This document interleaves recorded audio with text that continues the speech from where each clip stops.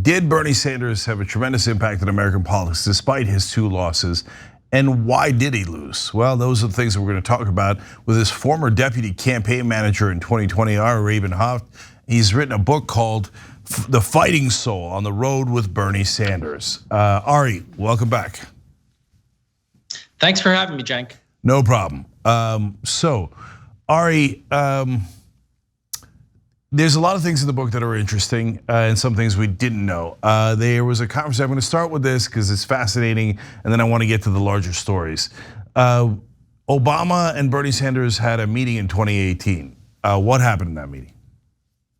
So it was this really crazy moment on the before the campaign. Bernie had asked to meet with Obama. I had called his office, scheduled the meeting. We went over to his office, which is just like near Georgetown in DC. And I wasn't planning on being in the meeting. I thought it was just gonna be the 2 of them. And there was this weird moment where Obama kind of put his arm around me and put me in the room. So it's me, Barack Obama, and Bernie Sanders, which it's like getting to view these 2 historic figures in conversation with each other was one of like a seminal moment, frankly, in my life. But one remark that I thought really struck me, and I literally left the meeting and wrote it down because it was so, it hung for me, was they first just kind of were chatting, catching up on some issues, and then Barack Obama was like, so Bernie, you're here to talk because you want to run for president. Bernie was like, I haven't made up my mind yet, which is true. He had not made up his mind to run in 2020 at that point, in 2018, but he wanted to get Obama's opinion, and Obama kind of started talking about what he thought the race would shape like, what he thought about other candidates. And then he turned to Bernie and said, Bernie, you're an Old Testament prophet. You give the party a moral voice, but prophets don't get to be king. A king has to make choices that prophets don't. And his point, he kind of furthered the point in saying, like, you have to represent a party with a lot of ideological views. You have to represent maybe a small business owner who doesn't agree with you on a minimum wage. You have to represent a lot of different people. Can you like broaden yourself? Can you make those compromises to represent those people? And I think it said a lot about Obama. It also said a lot about Bernie, that no, Bernie's not gonna compromise on things that are core to him. He's gonna run as Bernie Sanders, and he will win or lose as Bernie Sanders, regardless of outside pressures, even from a former president who he actually does respect a lot. Yeah, I think actually that's one of the problems.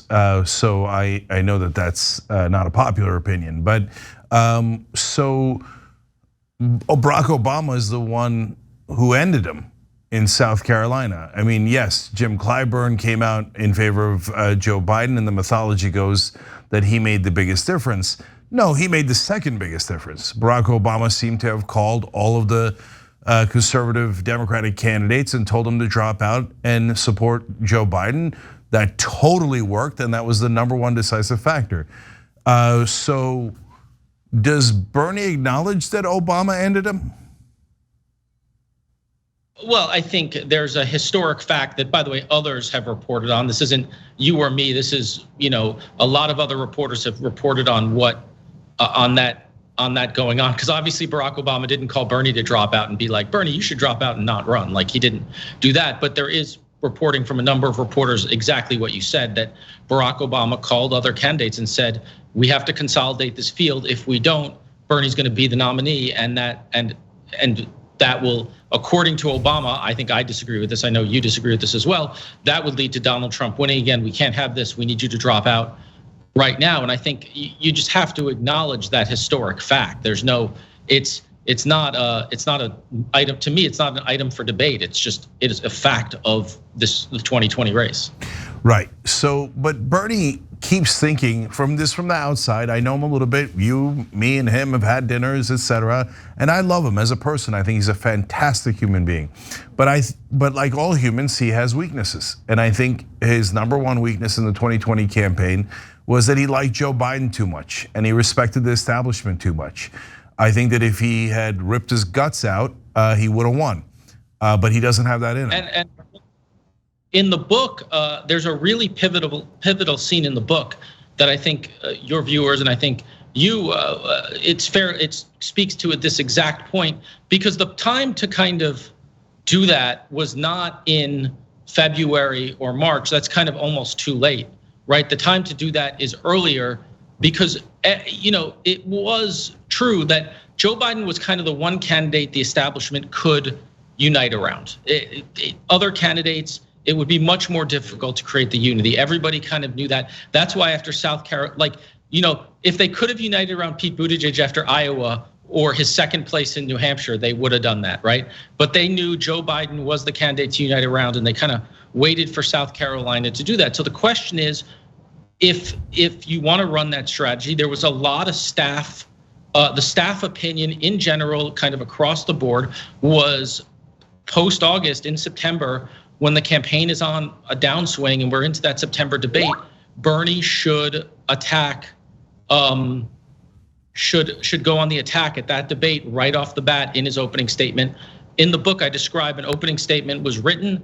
Bernie read it. Bernie in prep talked about it. He went through it. He practiced it. He agreed to it. We got to the green room. He read it again, which, and that was he wrote it out. He had to memorize it because you can't bring statements out on stage. He wrote it out on his legal pad. He read it. And then in between that moment and going on stage, he just kind of decided, and I described the actual situations and people can read it in the book. He made a decision not to do it, and he left the green room, and it was only Faz, Shakir, the campaign manager, myself, in the green room with him when he walked out, and we kind of looked at each other and was like, is he gonna do it? And he kind of went out and did the standard Bernie speech that we all love, but certainly wasn't gonna deliver a punch or make a difference in the race in a significant way at that point. I think if you were looking for like a seminal moment, it's that debate moment where he made a choice not to do it. Yeah, that is definitely the moment, and I was there. Obviously I've got a lot of friends in the campaign, and I knew he made that decision, and I knew we were toast. But for the folks at home, what was in that opening statement?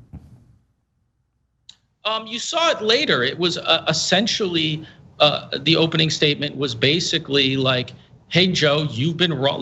Like you claim you have the experience, you claim you have the knowledge to be president, but let's talk about everything you've been wrong about." And then just going down and hitting him on trade, hitting him on Iraq, hitting him on his positions on healthcare, just kind of just going through every single thing and just basically saying your experience is the experience of being wrong, was basically the statement. So he just doesn't have it in him to be mean. And Ari, to this day, sometimes he did. What's that? He did it to Pete Buttigieg. He does sometimes. He did it to Pete Buttigieg in New Hampshire. We said Pete Buttigieg is on the rise coming into the New Hampshire primary after Iowa. We said you need to go eviscerate Pete Buttigieg now.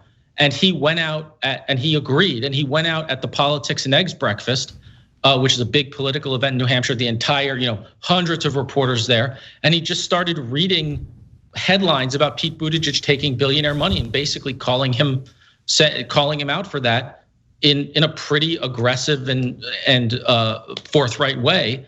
He did that then. But I think the seminal moment is, you're right, mid-September debate in Ohio.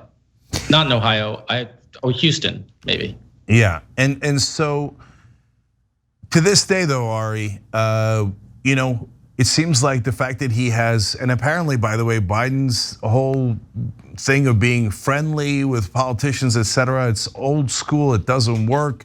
It didn't get him any legislative victories as president, but it worked at the most critical time.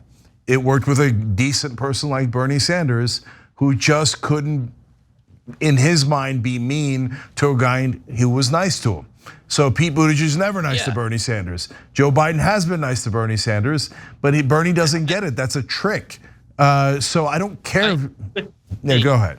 I think with Bernie, we all know Bernie as a guy who believes in issues and believes those issues very strongly in those issues and kind of doesn't deviate from that.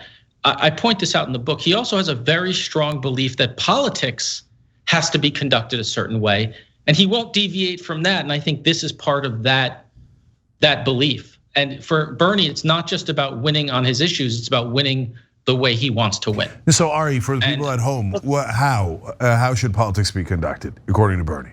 It should be conducted, and part of the reason I wrote this book is because Bernie, you know this well, very much hesitates to tell his own story at times, which I think is important and would benefit him as a politician very much. And I felt that story was actually important, is who is this person who is a seminal figure in American history, I believe, who has shifted the country.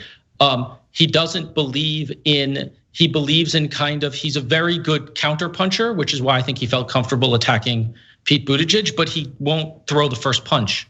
Is very clear throughout his career, right? He'll counterpunch when he feels attacked, but he doesn't think politics should be negative. He thinks politics should be run on issues, and he very much kind of sticks to that. Yeah, well, he's wrong. They're negative against him. They were viciously negative against him, and it worked. And you don't have to be negative and in a malicious way. You could just state the facts. State the facts. Biden's record was terrible. Which what the plan was on that's mid-September debate. It was literally state the facts about his record, which is terrible. That was, I mean, you were there, you know enough people on the campaign this isn't new information to you, but I do feel like it does benefit to understand what happened. No question, no question. That's why the book is important. It's called The Fighting Soul. Even though I'm out of time, I gotta ask you one more thing. So look, you talk about it, a lot of the press talks about it. Bernie's a seminal figure. No question that he's a historic figure in the ways that you describe him. But then everybody adds, and that's because he's pushed the Democratic Party in his own direction, and now et cetera, et cetera. But Ari, I don't think that second part is true. $15 minimum wage, we don't have it. Medicare for all, we don't have it. All of our progressive issues, we don't have any of them. So we pushed and pushed, but we actually didn't get anywhere. And by the way, here we are. Now Bernie's making the same exact mistake he made on the campaign. He's being super nice to Biden, so Biden has no pressure from the left. If he'd beat up Biden from the left, maybe we would have gotten $15 minimum wage. That's probably a poor example, but some of the issues we certainly could have. Well, I think let's take the $15 an hour minimum wage. I think this is actually. This is, he has not won, and I make that point in the book. We don't have Medicare for all, and I think until we have Medicare for all, by the way, the project of this campaign, the project of Bernie's life, and something that you and I believe in, until we have that project is not done, and there's still work to do, and it is incomplete. But take $15 an hour minimum wage. When he started on $15 an hour minimum wage in 2015, it was a crazy radical position inside the Democratic caucus. Now, the overwhelming majority of the caucus supports it literally supports Bernie's bill, and you don't have the entirety of the Democratic Party, which is the problem. And look, there's still stuff to be done, but you cannot doubt the progress in terms of nobody supporting something to more than 40 Democratic senators supporting something. Yeah, number one, I don't believe them. I think the great majority of them are liars, and they would just hide behind whoever the last Democratic vote is that betrays the cause and works with the Republicans. They all get the corporate donor money. They're all addicted to the corporate donor money. But they didn't. As I actually don't disagree with you. My point is, back 5 years ago, they felt no pressure to take that position. There's a reason they feel pressure now to take that position, and there's a reason we shouldn't let up the pressure, and neither should Bernie. Well, that's exactly my point. I mean, he wasn't even going to introduce $15 minimum wage in that bill, and then when he did, we honestly, progressive base pressured him into it, and I'm thrilled that we did because we found out the 8 Democratic senators who are against us. But Bernie didn't want to do that because that's going to embarrass those senators. If he wanted to fight, he would say, "Hey, wait a minute, look at that. That's Carper and Coons who voted no on $15 minimum wage. That's Biden's 2 top allies in the Senate, both from Delaware. There's no way in the world he didn't talk to the White House. That means Joe Biden is against the $15 minimum wage. Out the son of a bitch. Out him already. Jesus Christ, fight him." But Bernie won't do it because he likes Biden too much. But you know what? That's being mean to your voters. And so if we're being honest about it, I love the guy. He's a wonderful guy. He's done this rhetorical push that's made a big difference. But he just cannot fight corporate Democrats, and it's made all the difference.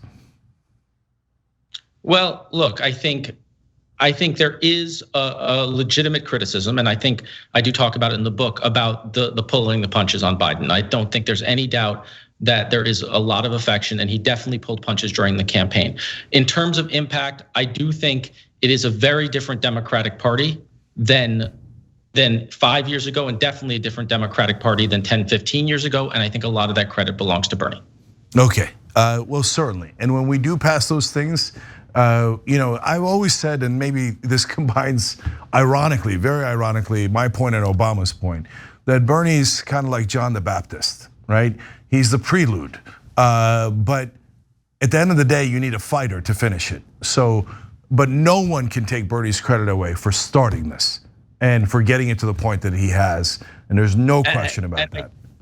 And that's what I mean by progress, right? We're at a very different point in these fights than we were 5 years ago, and I think we're not done, and there's a lot more fighting. And my instinct is always to throw a punch, so I tend to agree with you. I'd rather be throwing punches than taking them. So, I do think that we will need to throw a lot more punches to win these fights. Yes, and those two presidential campaigns were absolutely historic. No one can doubt that either. And Ari saw it all, and it's in the book, The Fighting Soul. So everybody check it out. Ari, thank you so much for joining us. We appreciate it. Thank you so much, Cenk. Great to be here. Thanks for watching The Young Turks. Really appreciate it. Another way to show support is through YouTube memberships. You'll get to interact with us more. There's live chat emojis, badges. You've got emojis of me, Anna, John, JR. So those are super fun. But you also get playback of our exclusive member-only shows and specials right after they air. So all of that, all you gotta do is click that join button right underneath the video. Thank you.